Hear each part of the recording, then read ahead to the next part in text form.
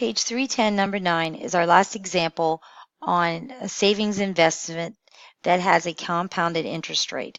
In this example, we're starting with a principal amount of $1,250, an interest rate of 5.4% over 6 years, but this time we're compounding it continuously.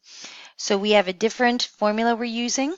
The formula is the accumulated amount equals the principal times the natural base E raised to the RT power. And this formula is derived in section 3.6 if you're curious about its origins.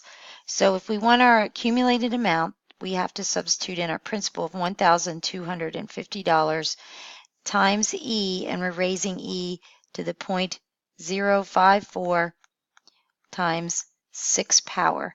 We put that in our calculator, and we get an accumulated amount of $1,728.31.